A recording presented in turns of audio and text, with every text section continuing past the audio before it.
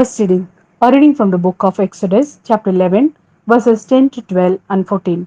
Moses and Aaron worked all these wonders in Pharaoh's presence, but Yahweh made Pharaoh stubborn, and he did not let the Israelites leave his country.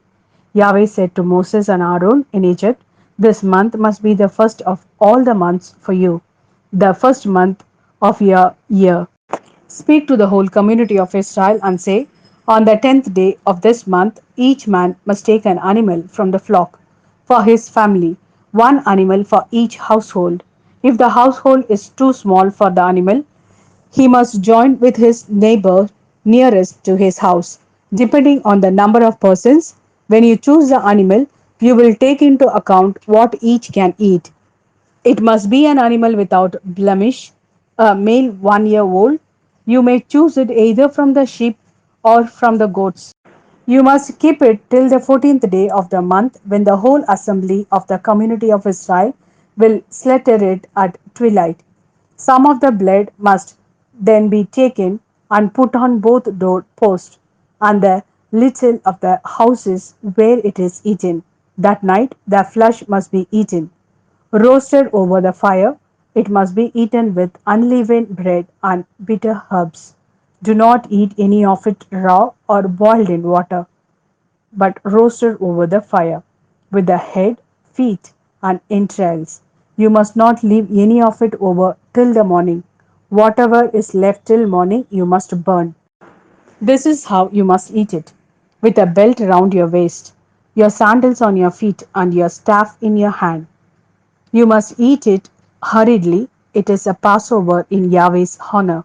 That night I shall go through Egypt and strike down all the firstborn in Egypt, man and beast alike, and shall execute justice on all the gods of Egypt.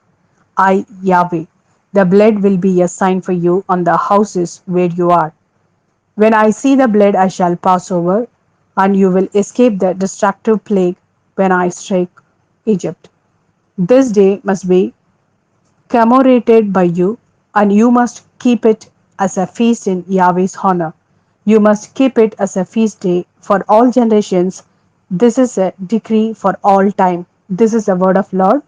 Thanks be to God. A reading from the Gospel according to Matthew, chapter 12, verses 1 to 8.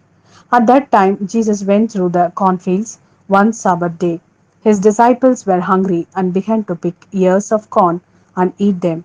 The Pharisees noticed it and said to him, "Look, your disciples are doing something that is forbidden on the Sabbath."